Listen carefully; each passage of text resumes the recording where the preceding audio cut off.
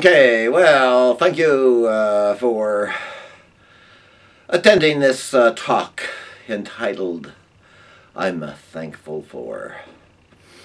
And I'm much more optimistic that I'm going to be successful on this talk because if you've been watching any of my other videos, the video I entitled Failed to Launch blew off upon liftoff was originally called Feely Touchy. And I'm sorry, when it gets to the environment, I just lose it and I can't get, one-on-one personal. So I've composed this alternative to show my tender underbelly, as we all have as sentient beings. So with that, let me proceed, and this is going to be a, don't pick your nose now, this is going to be a picture-in-picture using Keynote. So each one gets a little more professional, and this one was actually quite easy and fun to compose. I just have to be careful not to press the button because that'll cause it to go to its next appointed slide. And so, gee, I can't go back. I forgot what that first one was. Maybe this is the first one. Oh, yeah, for existing. Yeah, I'm happy for existing as opposed to not existing, but that is what I call a backhanded compliment because you know, you're saying it's, well, it's better than nothing. It's like my sex joke, which I won't tell again. But you can figure out. So, anyway, but I would comment in passing that a lot of sentient beings have an existence that wasn't worth it in terms of the suffering they endure and maybe the short lifetime. The unfulfilled potentials due to maybe the deeds of others, but we don't want to go there. Okay, so yes, so and you know, sort of the reason why I am happy for my existence is because I did have a healthy body and an active mind. I basically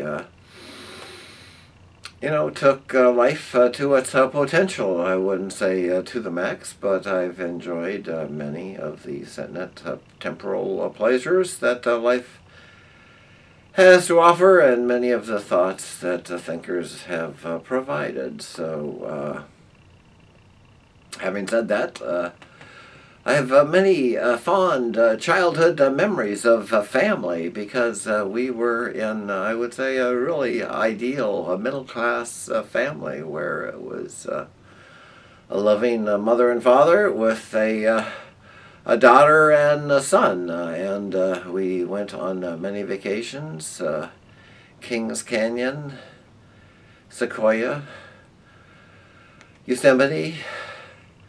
Yes, on many occasions when Morro Rock, when it was maybe more pristine and less populated. And a trip all the way out to Yellowstone, see Utah. Yeah, this was it would be in the 50s. So, but nature certainly wasn't perfect then, but it was better, and it's what I knew, and at least I was exposed to some of it. And I am grateful to have grown up in a democracy such as ours. One of my jokes, I think I was going to put it here, I don't think I've told this one, and that is, you know, the democracy is the worst of all forms of government, except for all other forms of government. So it's another backhanded compliment saying democracy is the best of all evils that you know, inherent. But I am happy, too, that I grew up during the era of peak oil. I wouldn't say I was in complete ignorance of it, and I became more aware of it as I saw areas develop in my first two earlier homes before I have many memories. It was in rural areas, but when I have memories, it was in populated areas. But then in '56, which would have been at age 12, moved to I was in a rural area that was quickly developing. So I'm just happy that I did grow up during peak times, during the baby boomer age. But everything comes to an end, especially if it's not sustainable. So I am, I would say, proud of my mother and her past and her judgment. And her guidance that she did give me. So and I am much more as my mother as my sister is as my father. So I take pride in her DNA. Maybe my sister took pride in my father's DNA, but I do take pride in my father's guidance and interest in both of us as children. And he was proud that we were both planned children, and that he did participate in our full development. And in later life, as family moved apart, we did keep in lifelong contact with my mother during her lifetime, my father, my nose itches again, during his lifetime, and my sister now during her lifetime. So I must say that, yes, I'm thankful for Gail's lifelong friendship. It has been very dear to me, and I'm sorry to see it leave, but as all must accept, all is impermanent. And to my many pets, I was going to list them here. I have thought of their names before this presentation, so I think I can go through it fairly smoothly. The earliest memory would be in Compton, which would be before the 50s, which would be Bootsy. And I only have a few memories of Bootsy, and I just remember being told that Bootsy died of a tumor. And then the next memory I would have would be in Southgate, and this would be a very early childhood Cookie. And yeah, I feel guilty now for Cookie's death, because I did. We were in a trafficked area and Cookie got ran over, so I don't want to dwell on these negative thoughts that might me go off in my FU mode, and we don't want to go there. So there was another dog in between, but I don't have a clear memory there. I should, but the one that I do have a memory of is a Tigger. It was not a really large dog, but a larger dog, and he was the dog that I had when we moved from Southgate to La Mirada, where we now had our own home. And it was my understanding when we moved, and I think maybe my father might have been deceptive that this would be a better home for Tigger. But when we got there, there wasn't a fenced-in backyard at the time, and my father used that as an excuse for making me get rid of Tigger. But I do have fond memories of Tigger and I wandering around the then undeveloped area of La Mirada, and as a boy and his dog would do. But then there was a vast dry spell as I grew up, left home. Lived in an apartment, moved around, had a job in the Air Force, and traveled a lot. So there was really no dog until I got home in '75, and I was very anxious to get a dog. And the first one was Tibet, who was a small Lhasa Apso, but I, again, wasn't a good owner. I let Tibet off the leash, and Tibet got run over by local traffic. Tibet was just ignorant of cars. Just I gotta go faster. So then after that was Sugar. 10 years up until Log Haven, and Sugar don't want to go there. But Shag I rescued from I-280, and that turned out to be a wonderful life. But he got elderly, young, and had to put Shag down. But that was quickly followed by Shasta, and that was a good long life. But Shasta did have an affliction too that made her later life not too pleasant. But in 2007, it's been Sinclair. And he's been the love of my life. I got him at 10 months, and I've watched him grow through his life at 5.5 years now. And I failed to mention my cats, because cats are much easier to keep. And actually, I got a cat before I got my dog, because I could keep a cat indoors easier than I could a dog. So my first cat was Cocoa Puff. It was a purebred, expensive cat, and actually I took it to a vet that didn't believe that cats got infected, and it got infected when I had spayed, and it ended up dying from being spayed.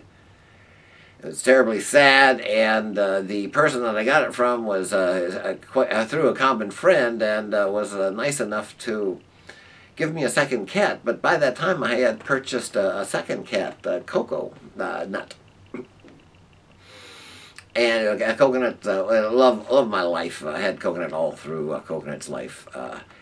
And then the replacement cat was Muff, so I had them too. And that was good for 10 years. But then Muff started getting weird, started having litter box problems. Long story short, I did find somebody that would try to set the Muff straight, but I understand the Muff died shortly thereafter. Coconut lived to Log Haven, but got old and died. And then I had this wonderful tiger, long hair, Percy, and I had him for a long time. And then I got Wafer, and it was just like Percy, but there was a female, so it was a very small matched pair. They look exactly the same, but different in size.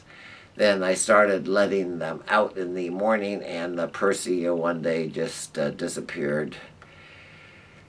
And I looked for him, and I put an ad in the paper, and somebody called, but it wasn't Percy, but I went and rescued that cat, and that turned out to be Phoenix. And so I had Phoenix and Wafer for well over 10 years, but I went away on vacation, and I had inherited a litter box problem when I came back, and I couldn't solve it, and it was with the both of them, and I just had to put one down, and I put Phoenix down because I couldn't. Oh, why am I going here? This is too long. We got to keep on the uppity up here. You got to pump some sunshine up my ass. So anyway.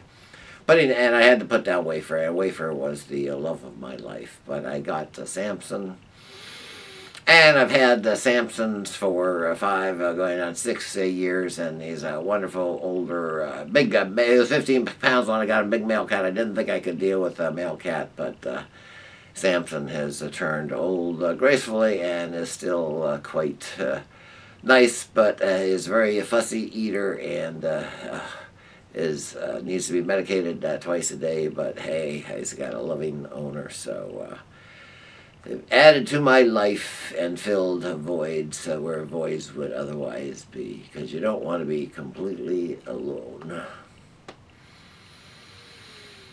And one of my biggest things that I'm proud of over time, and this has been the ruin and maybe the source of creativity for some, but I think always a mixed blessing, and that is that my libido never really drove my life. I just see so often so many people having got into regrettable situations because of bad decisions they have made from spur-of-the-moment desires. Need we say more? And I'm thankful for the opportunity to have enjoyed my youth. You know, under my parents' supervision in safe neighborhoods, and subsequent to that, an education, I might say. I was Southern California in the 60s, so I really got a free associate's in art degree, and I transferred to University of Hawaii, and it was $85 out-of-state tuition. Things were great, and I am happy that I did find a spot in the Air Force Reserves. Because that turned out to be, I wouldn't say an exciting spot, but it turned out to be the best of possible worlds if you had to do it. And there were many, I think, benefits involved with that, and many good memories. And I'm happy for my choice of careers and being able to have that choice, because that's the probably most important thing, is earning an income. And this one looks very boring, and I won't bore you with it because I've done other videos about this, but I just must say I'm happy with my career choice in that I really got into what I'll term mainframe computing at its youth, and I started really in Fortran language, which was maybe considered the first higher level language, but really quite primitive. But then I got into a more marketable COBOL, which was the mainstay of the industry at that time, and then later on got into all this ads online, ADSO, which was part of this IDMS Codicil network database thing, which was the state of the art at the time. It started as index sequential, went to IDMS, and it went from batch applications to online, like full screen applications. So that was like really neat stuff. And I've really always been with technology ever since college. So that started with Telemax, but I wasn't that close to technology. I got unemployed when Telemax went bankrupt, and so for about a year I flew with the Air Force Reserve, so that was more fun. But my really opportunity here was with Rapid Data in the early 70s, because they were into time sharing, and this meant that you could use a dial-in line, and at first it was with teletype equipment, but they had these Silent 700 heat-sensitive printers that had acoustical couplers, and you could go at 30 characters a second. So they had, it was really high-tech for its time. And that put me into COBOL and to this IDMS, and that got me into NBC, right at 30 Rockefeller Center there for a good 4 or 5 years. And then that got me into AT&T, which I think was the biggest company in the world at the time, before and during divestiture, and that got me into this IDMS, which got me into this really high-tech, high-paid technology, and you could really make more as a consultant than you could as an employee. And actually I left AT&T right before I was going to be vested, so that was a big gamble, but that ended up being the main source of my wealth. So hey, in hindsight, I'm thankful for those choices, and I'm thankful for my choice in 1975 for have purchased my new home here in Rainbow Lakes called Shady Oaks. I was the third owner. It was built as one of the original Arthur D. Crane homes in 1920. It was very small, though, and so in 1988 I got this cool New England log kit home that was also in the neighborhood, and since then it's been really, a big influence on the quality of my life.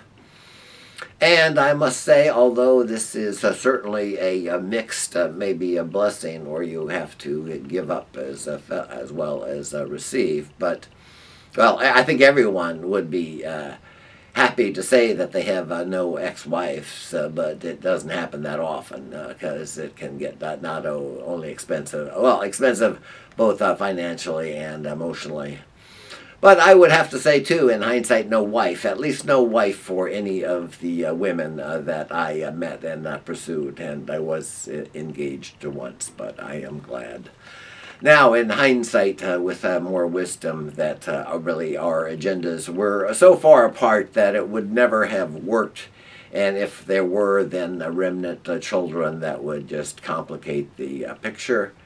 So in hindsight, I would have to say yes, I'm at peace with myself. So, and not only having the opportunity to have made money, but to have prudently managed my wealth. Not that I was that smart, but in the long run, I did end up making money in the market in general. Yes, so that's where I would call it prudent. And in 1999, when my technology faded, and as they say, the radio killed the video killed the radio star. Well, the internet killed the mainframe guy, and I never saw it die so quick.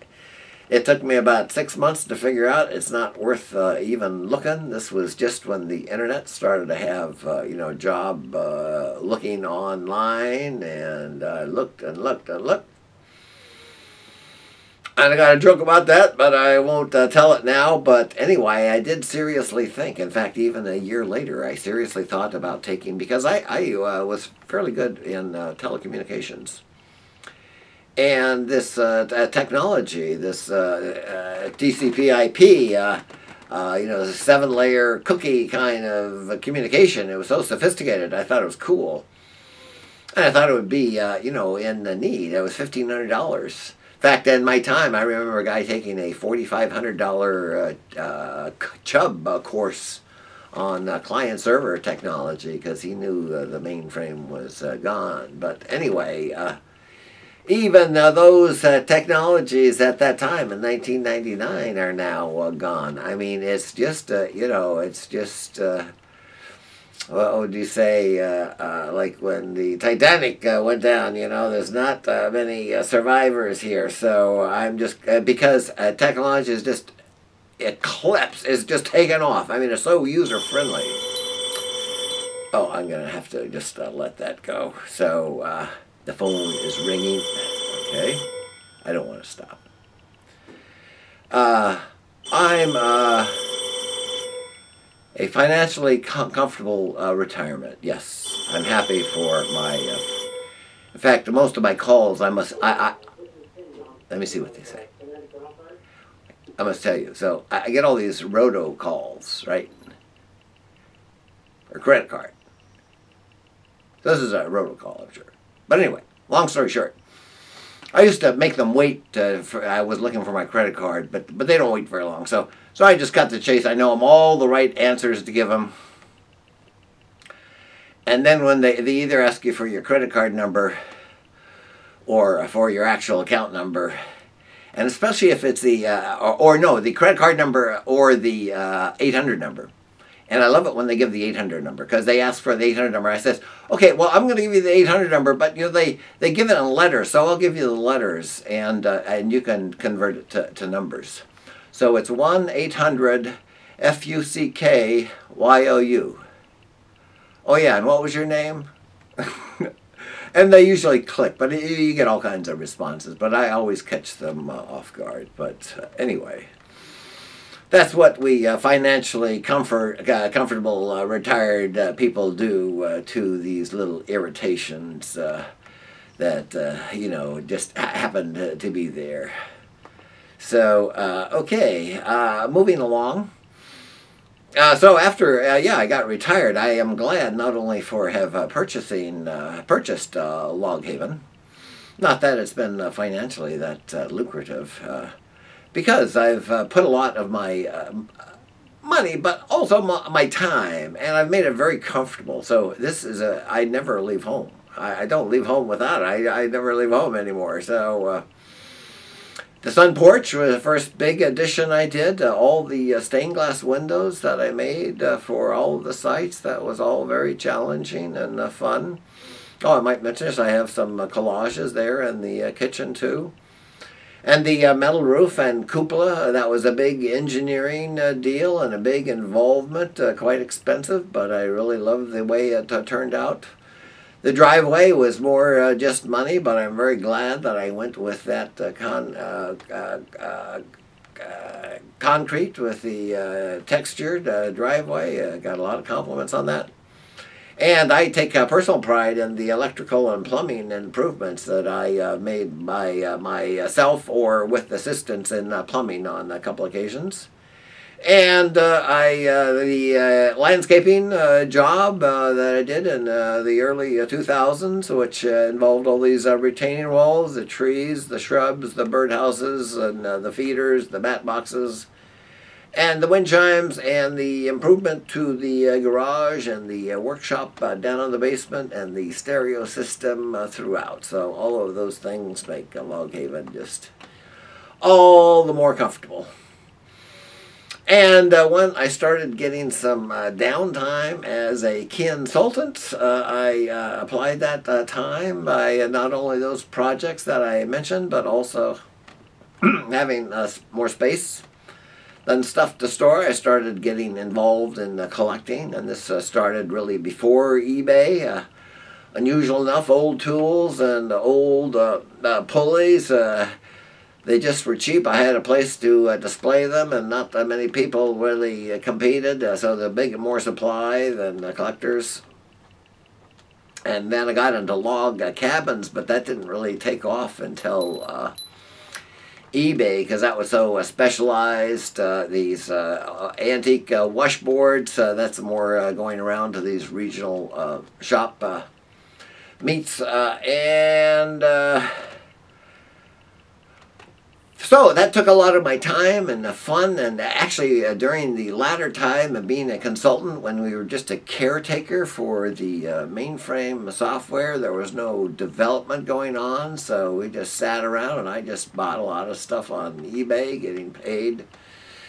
And I might mention back there on my job, on my first job in '67, I was making $500 a month, so that was $6,000 a year. And at my best as a consultant, I was making $80 an hour. So go figure on those, on those things. But that was the way the market was. But what I wanted to say about collecting is that when I started to run out of space, I still had interest, although they were much more refined, but I did stop collecting. So that was the best thing, and I've sort of got that out of my blood for a good while, but it was fun while it lasted.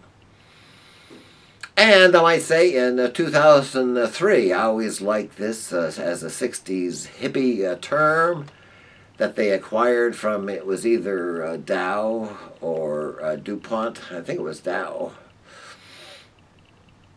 I don't remember. Anyways, better living through chemistry. It had to do with LSD though. So, but this has to do with THC. So I really got a safe source of THC, and it's been life changing ever since. So I must be thankful for those changes. And in 2009, I must say, better living through medicine. And that is in about 2005, my right hip started giving me severe pain. And I must, in hindsight, say it was my own fault because I used traction on my leg to try to relieve back pain. And I'm sure that was the way it got called. But anyway, I went for about 5 years on medication, but the medication stopped being that effective.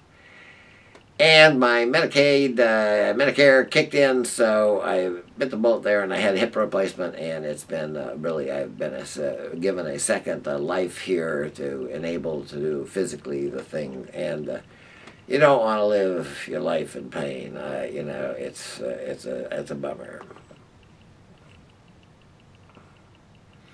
Another 60s term. And better living through, and this has really been significant, and it's been increasing geometrically in the recent past, and it seems to have no end in sight, and it's become fundamental to my thinking, but we will get there in a moment. And that is, better information access through print. So we can go all the way back to the printing press. They give it to Gutenberg, but I think it has to go back to the Chinese even earlier. Then a big jump in time up to radio, wireless, the first wireless. Then TV, kind of wireless, and for TV, I must say, while it was still through the airwaves, public television certainly provided significantly better, I say better than non-commercial programming, so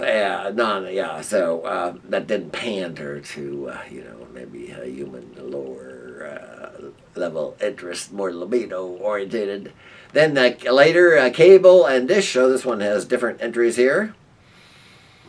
And then to the beta and VHS and CD and DVD and MP3 and iPod and wireless, and it's going and going and going. So all of those technology, thank you for that. And I must say, I must thank the teaching company, because when I first started to get interested in specific topics, the teaching company had a number of lectures that I found extremely interesting. I found, at first I actually purchased some on VHS, but later I found out that many were available through the libraries. So that's my next bullet, is the public libraries. At first it was the local libraries, but I end up Morris County Library. I must say that I must compliment them not only on what they have in stock in the audio-visual, CDs, DVDs, VHSs, books on tapes, but I almost must also say if you, and it's all accessible online, but if you don't find what you want on more than one occasion, I've requested specific media that wasn't available locally, and they did find it outside of the region and got it for me. So that was very appreciated.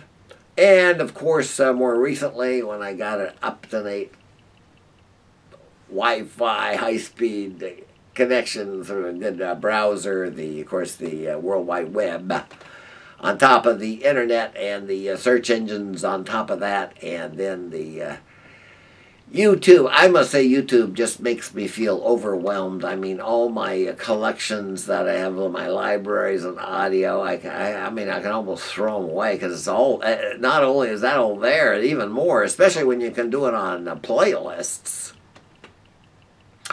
I've got a playlist that has almost 100 versions of Ghost Riders in the Sky. So it's just overwhelming, and it's there. I have found the earliest TV memories that I have of Beanie and Cecil and Crusader Rabbit there. In fact, I went back to look at a particular Amos and Andy, the half-hour TV where Kingfish sells Andy a home that's just a front for a TV movie set, and I found it there, so I watched it. So this is all just fantastic, but it's like it's all there. Wow, it's like Star Trek and the computer. You could ask anything. So, but in the realm, and this was really kicked off, I must say, I think of credit where credit is due from my THC experiences, but the delving into areas such as relativity and quantum physics, which I've covered elsewhere, and infinity, which I've covered in What's the Point? And how consciousness, motion, and time seem to bring these things somewhat together, but have to be entered into the equation for all of these, and of course the incompatibility between relativity and quantum physics that we have yet to solve. But more recently, and here's where I'm going to give a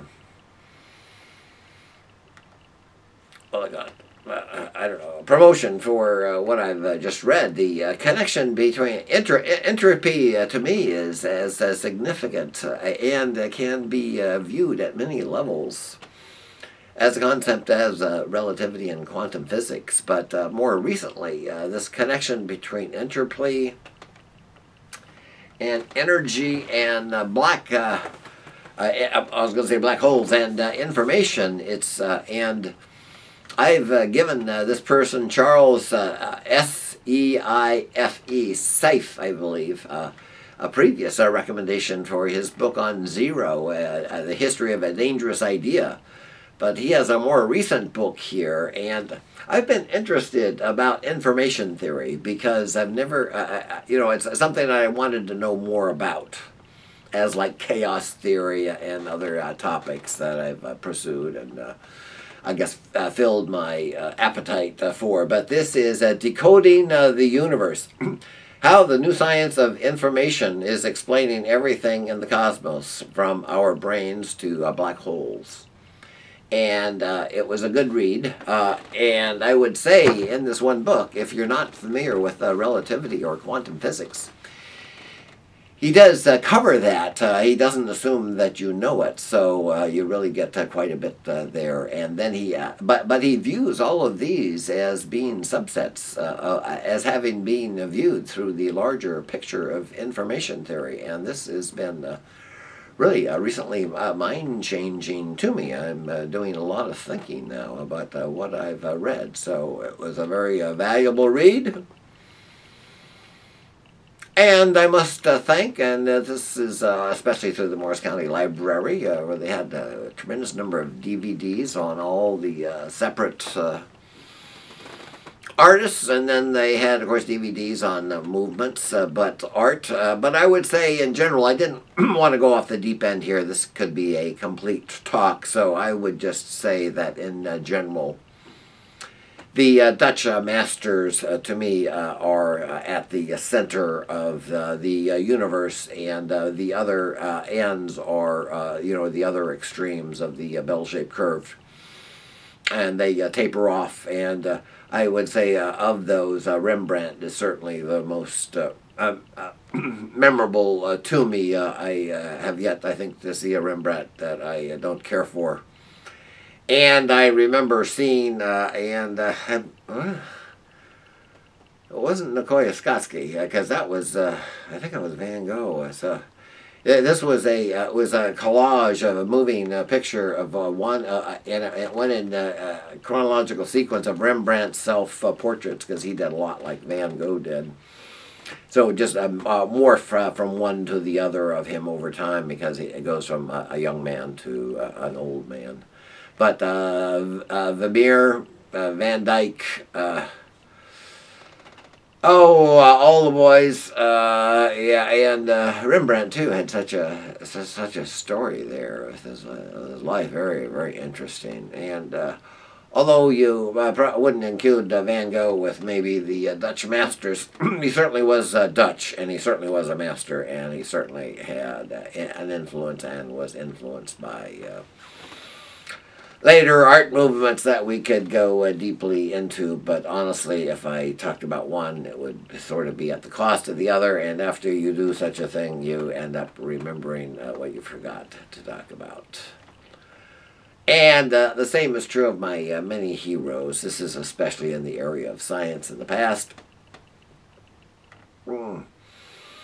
And this is both personal and professional quite often, especially the ones that burnt out quick and died young, and many killed themselves with suicide, but other are more mellow and last a lifetime and have a whole career of innovative thinking and been an influence. So I don't want to mention. I was going to mention one, but I'm not gonna mention him. And I'm very thankful here, and I make the distinction, that's why I put knowledge in bold letters. Accumulated human knowledge from scientists, mathematicians, environmentalists, etc., etc., etc. So, and I make the distinction here between knowledge, meaning more factual information, as opposed to thought. And I guess you could include scientists here, because they do provide a synthesis of knowledge into a theory that is really a thought, such as Darwin, for instance, or Einstein. But thought is more the thinking about facts. So yeah, I should include. Well, so maybe we include all of the first group, but in addition to that, we should include the more subjective type of thinkers, because I think the worst thing is to try to think you're getting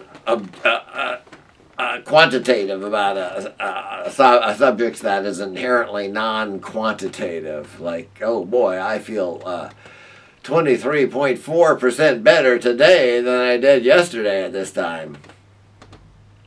But the thought would area now into philosophers. And I pondered whether to keep them in the first group, but now it doesn't matter. Buddhists, spiritualists, poets, novelists, musicians. I'm not going to be able to say it. Anybody dealing with music and artists in general. So yes, basically the arts. So, and I'm thankful, as a whimsical note, for having more storage space than things to store.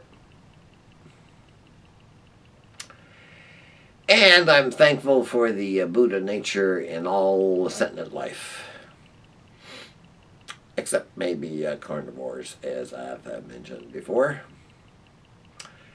And it's only the news that I don't like. So I'm thankful for my legacy. And I'm thankful for good American capitalism to enable and empower me to establish the Ishi Trust for the good of the earth.